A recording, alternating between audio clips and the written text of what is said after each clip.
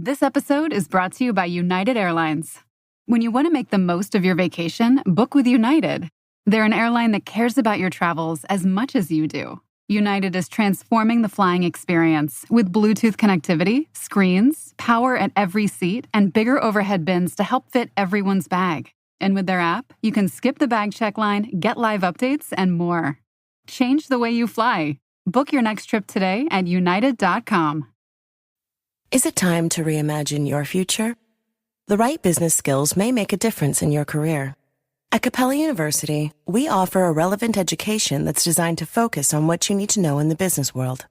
We'll teach professional skills to help you pursue your goals, like business management, strategic planning, and effective communication. And you can apply these skills right away. A different future is closer than you think with Capella University. Learn more at capella.edu. This is Optimal Living Daily, developing skills quickly with the science of behavior by Bryan Shelton with AubreyDaniels.com, and I'm Justin Malik.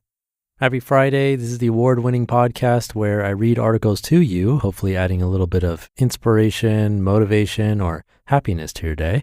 This is all with permission from the websites, by the way. I'm going to keep this intro nice and short, so let's get right to it as we optimize your life.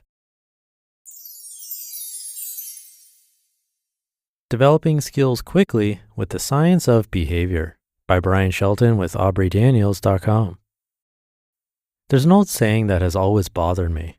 If you want to go fast, go alone. If you want to go far, go together. If it's just a proverb to point out how important community is, I get it. However, it feels a bit static to me, as if someone can't learn, develop, and grow. As an avid mountain biker, this saying has never resonated with me because, let's face it, being fast on a mountain bike is much more fun than being slow, and I'd much rather ride with my crew than ride alone. In other words, I want to have my cake and eat it too, or more specifically, I want to go fast together. This is where the science of behavior can help. Mountain biking is made up of several complex behavior chains. There are easier chains, keeping balance, pedaling, braking, and shifting your weight. And there are more complex chains, scanning terrain to find lines, adapting body position, wheelies, jumping, and getting over large obstacles. As a biker develops their skills in these and more areas, they have the ability to pick up and maintain speed. On a team, developing the skills in each other is the key to getting the team to go faster and farther. Much like a mountain biker, a leader can use behavioral science to develop skills quickly. Here are the steps to do so. Number 1, set a goal. It can be a specific event or improvement in a critical result measure. Whenever possible, allow the group to collaborate on the goal and the success outcomes. My crew and I set a goal to ride the Palisade Plunge by the end of the year, which is 32 miles of physically demanding single track with a descent of 6,000 feet. Number 2, set sub-goals. Sub-goals can be individual or group-focused, and they should all tell you if you're moving in the right direction and allow you to see improvements much faster than if only using the main goal. To achieve our goal of completing the plunge, I have several sub-goals, including improving my average mile per hour, increasing the length of the trail I do at one time, and increasing the level of difficulty of the trails I regularly ride. Other members of the crew have different goals, each set to help us achieve our main goal.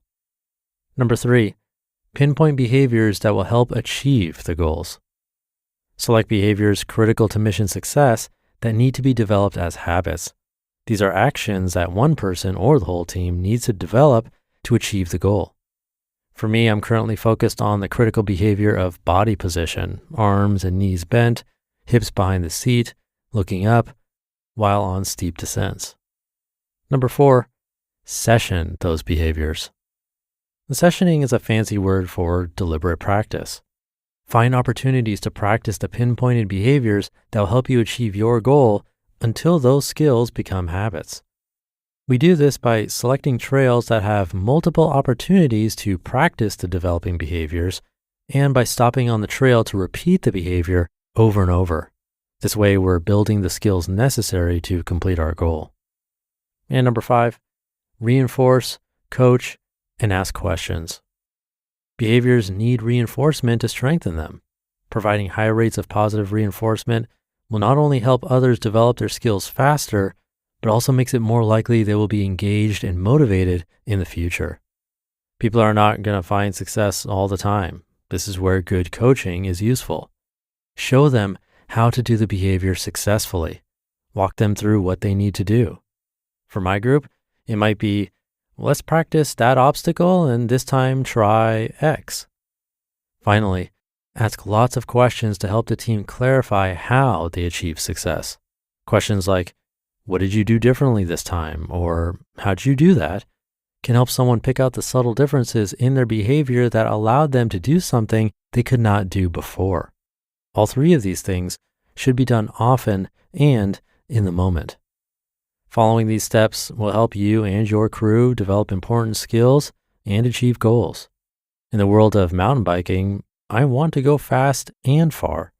So maybe we need to ditch the proverb, if you want to go fast, go alone. If you want to go far, go together. And replace it with something that recognizes that fast and far are achievable with deliberate practice.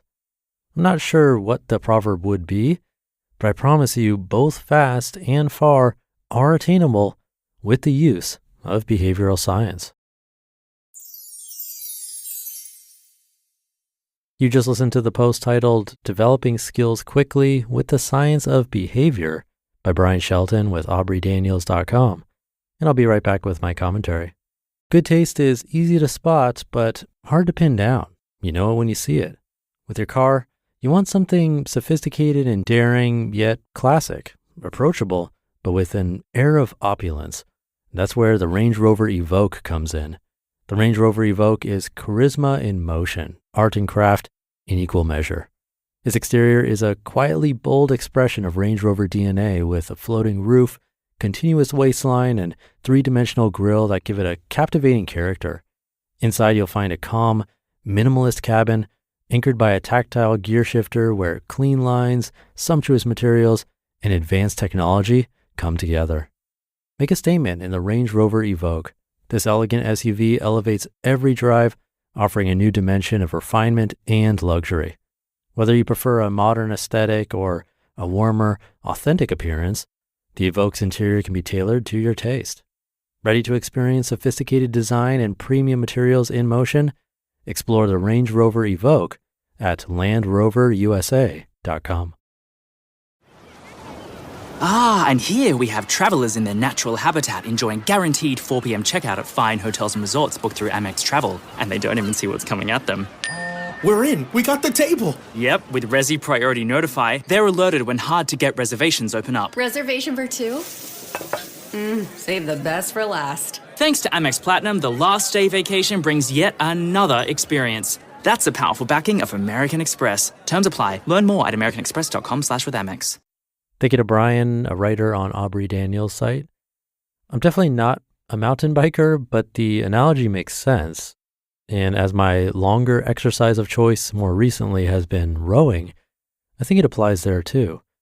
Actually, with rowing, the more people you have, I do think the faster you'd go. So the proverb doesn't really hold up in that example and actually fits better with what Brian was saying in this article. Have your cake and eat it too. And while these steps might sound fairly obvious, I wonder how often we actually take the time to think about them. Because I'm not sure I have in quite a while with rowing or other things, health-related or not. It could be about work or something completely different. For me, I never took the time to break down my rowing into goals, sub-goals, behaviors, deliberate practice of something specific, and asking questions or reinforcement. I just do it and hope that I improve daily. So this is a nice one to think about. Even a little thought could improve our performance quite a bit, I think. So thank you again to Brian for this one. Thank you for being here with me every day and for telling others about this show. That's the greatest thing you can do to help out. It means a lot. So thank you again, and I'll be back tomorrow as usual, where your optimal life awaits.